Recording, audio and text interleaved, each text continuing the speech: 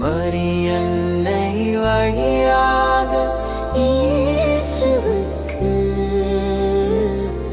அர்ப்பணம் நான் அர்ப்பணம். தந்தை மகன் தூய் ஆவியாரின் பேராலே ஆமென். கிறிஸ்துவின் அனுசாரம் புத்தகம் 1 அதிகாரம் 13 தொடர்ச்சி. இரும்பு நெருப்பில் சுத்திகரிக்கப்படுவது போல நீதிமானும் சோதனைக்கு உட்படுத்தப்படுகின்றான். நம்மால் எத்தகைய செயல்களை ஆற்ற முடியும் என்பது நமக்கு பெரும்பாலும் தெரியாதிருப்பினும் நாம் யார் என்று சோதனைகள் கண்டறிகின்றன. இன்னும் சோதனையின் ஆரம்ப கட்டத்தில் இருந்தே நாம் விழித்திருக்க வேண்டும். மனதின் வாயிலில் நுழையும் தருவாயிலேயே எதிரியை துன்பத்திற்குள்ளாக்கி அந்நொடி பொழுதே நுழைவாயிலில் அவன் எதிர்த்து நின்றால் எதிரியை மிகவும் எளிதாகவும் மேற்கொள்ள முடியும். ஆரம்பங்களை எதிர்த்து நில்லுங்கள், குணப்படுத்துதல் மிகவும் தாமதமாகும் என்று ஒரு குறிப்பிட்ட நபர் கூறியுள்ளார். நீண்ட தாமதத்தால் வியாதியின் வீரியம் கூடும்.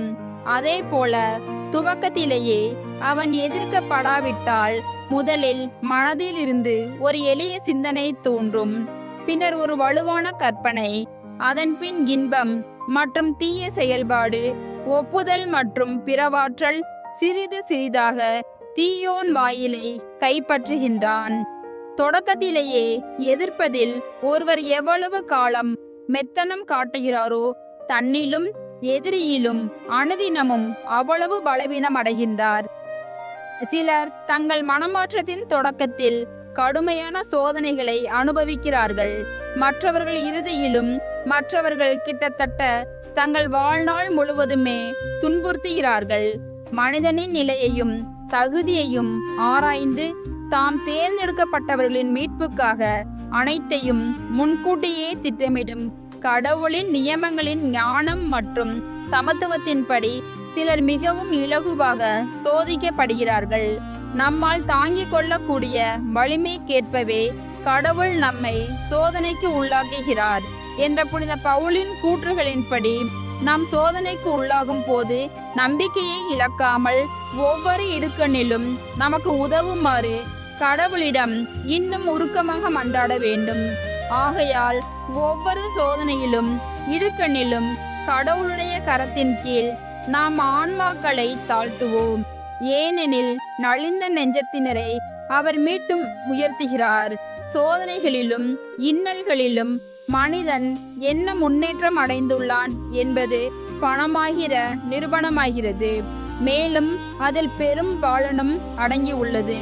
நற்பண்புகள் மிகவும் வெளிப்படுகிறது. தூய ஆவியார் ஜெபம். தூய ஆவியாரே, எழுந்தருளி வாரும். விண்ணகத்திலிருந்து உமது பேரொளியின் அருட்சுடர் எம்மீது அனுப்பிடுவீர். எளியோரின் தந்தையே வந்தருள்வீர். நன்கொடை வள்ளலே வந்தருள்வீர்.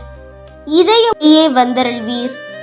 உன்னத ஆறுதலானவரே, ஆண்மை இனிய விருந்தினரே, இனிய தன்மை தருபவரே, உழைப்பின் களைப்பை தீர்ப்பவரே, வெம்மை தணிக்கும் குளிர் நிழலே, அழுகையில் ஆறுதலானவரே, உன்னத பேரின்ப ஒளியே, உம்மை நம்புவோருடைய இதயத்தின் ஆழம் நிரப்பிடுவீர். உமது அருளாற்றல் இல்லாமல் மனிதரில் எதுவும் இல்லை. நல்லது அவனில் எதுவும் இல்லை. மாசு கொண்டதை கழுவிடுவீர். வறட்சியுற்றதை நனைத்திடுவீர். காயப்பட்டதை ஆற்றிடுவீர். வணங்காதிருப்பதை வளைத்திடுவீர். குளிரானதை குளிர் போக்கிடுவீர். தவறி போனதை ஆண்டருள்வீர். இறைவா, உம்மை நம்பும் அனைவருக்கும் உமது 7 கொடைகளையும் வழங்கிடுவீர். புண்ணிய பலன்களையும் வழங்கிடுவீர். இறுதியில் மீட்பை அளித்து அளவில்லாத இன்பமும் அருள்வீரே. ஆமேன். சமுத்திரத்தின் நட்சத்திரமே, சமுத்திரத்தின் நட்சத்திரமே வாழ்க. கடவுளின் கருணை உள்ள தாயே, எப்பொழுதும் கன்னிகையே, மோட்சத்தின் இனிய வாசலே வாழ்க. கபிரியேல் தூதன் உரைத்த மங்கள வாழ்த்துரையை ஏற்று ஏவையின் பெயரை மாற்றிய தாயே, சமாதானத்தில் எங்களை நிலை நிறுத்துவீராக. குற்றவாளிகளின் பாவ விலங்கை அறுப்பீராக. பாவ இருளில் உள்ளோருக்கு ஒளி அருள்வீராக. எங்கள் எல்லா தீமைகளையும் நீக்கி நலன் அனைத்திற்காகவும் மன்றாடுவீராக. தாய் என்று உம்மை காட்டும் எங்களுக்காக உமது மகவாக பிறந்த தேவசுதன் மன்றாட்டின் மூலம் எங்கள் வேண்டுதலை ஏற்பாராக. கண்ணீருள் சிறந்த கன்னிகையே, அனைவரிலும் மிக சாந்தமுள்ள அன்னையே, எங்கள் பாவங்களிலிருந்து எங்களை விடுவியும். சாந்தமும் கற்பும் உள்ளவர்களாக்கும் பழுதற்ற வாழ்வை எங்களுக்கு தாரும். உமது குமாரன் இயேசுவை நாங்கள் கண்டு என்றும் மகிழ்ந்திருக்க எங்கள் பாதையை பத்திரமாய் காத்தருள்வீராக. தேவ பிதாவுக்கும் துதி உயர் கிறிஸ்துவுக்கும் பரிசுத்த ஆவியான தேவனுக்கும் திருத்துவரான ஏக கடவுளுக்கும் புகழ்ச்சியும் மகிமையும் உண்டாவதாக. ஆமேன். ஆண்டவரை எனது உள்ளம் போற்றி பெருமைப்படுத்துகின்றது. என் மீட்பராம் கடவுளை நினைத்து எனது மனம் பேருவகை கொள்கின்றது. ஏனெனில் அவர் தம் அடிமையின் தாழ்நிலையை கண்ணோக்கினார். இது முதல் எல்லா தலைமுறையினரும் என்னை பேறு பெற்றவர் என்பர். ஏனெனில் வல்லவராம் கடவுள் எனக்கு அரும் பெரும் செயல்கள் செய்துள்ளார். தூயவர் என்பதே அவரது பெயர். அவருக்கு அஞ்சி நடப்போருக்கு தலைமுறை தலைமுறையாய் அவர் இரக்கம் காட்டி வருகிறார். அவர் தம் தோல் வலிமையை காட்டியுள்ளார். உள்ளத்தில் செருக்குடன் சிந்திப்போரை சிதறடித்து வருகிறார். வலியோரை அரியணை நின்று தூக்கி எறிந்துள்ளார். தாழ்நிலையில் இருப்போரை உயர்த்துகிறார்.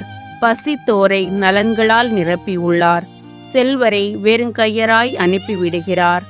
மூதாதையருக்கு உரைத்தபடியே அவர் ஆபிரகாமையும் அவர் தம் வழி மரபினரையும் என்றென்றும் இரக்கத்தோடு நினைவில் கொண்டுள்ளார். தம் ஊழியராகி இஸ்ரேலுக்கு துணையாக வருகிறார். ஆமேன். தந்தைக்கும் மகனுக்கும் தூய ஆவியாருக்கும் மாட்சிமை உண்டாவதாக. தொடக்கத்தில் இருந்தது போல இப்பொழுதும் எப்பொழுதும் என்றென்றும் இருப்பதாக. ஆமென்.